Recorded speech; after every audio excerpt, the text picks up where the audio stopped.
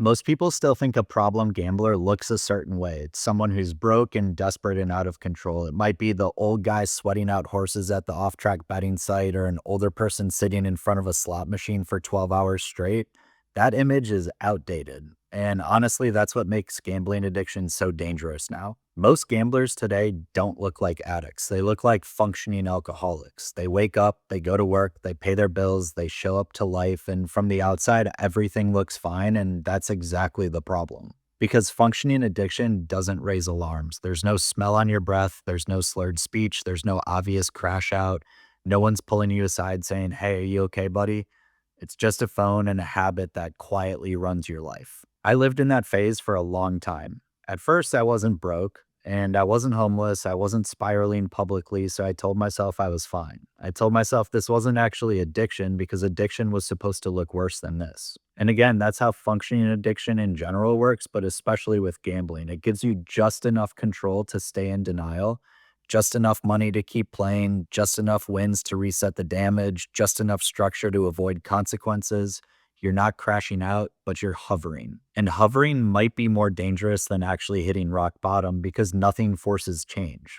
Your bills are paid, work is fine, relationships aren't exploding, so why stop? Here's what functioning gambling addiction actually looks like. Your mood depends on outcomes. So wins feel like relief, losses feel a little bit personal, and your confidence rises and falls with parlays. Your peace depends on whether tonight hits. That's not entertainment, that's emotional dependence. You still tell yourself you're in control and you set rules and limits and have systems like only betting on weekends, only certain sports, only good spots that you feel.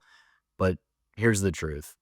If you were actually in control, you wouldn't need rules to stop yourself. That's not discipline, that's containment. You're not free, you're managing symptoms, and the bar for fine keeps moving further and further down the line. Functioning addiction slowly reorganizes your life. You plan everything around games and around lines and odds, and you don't even notice it happening. It just becomes your new normal.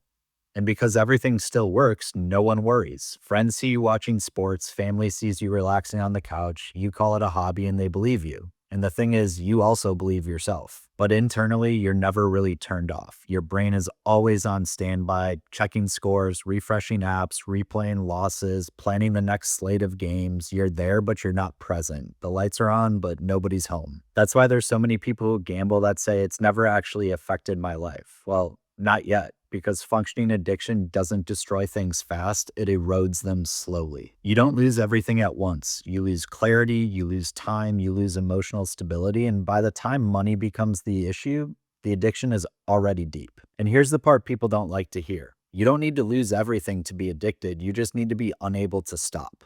And the most dangerous gambler isn't the one who's broke, it's the one who's still functioning and convinced that means they're fine. That was me. I wasn't asking, is this hurting me? I was asking, can I still manage it?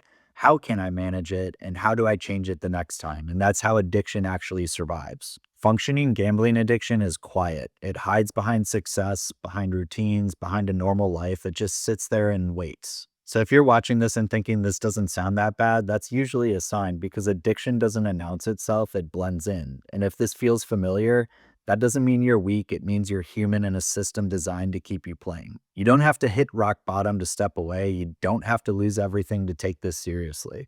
Sometimes the real warning sign is that everything still looks okay on the outside. Functioning doesn't necessarily mean healthy, and control doesn't necessarily mean freedom.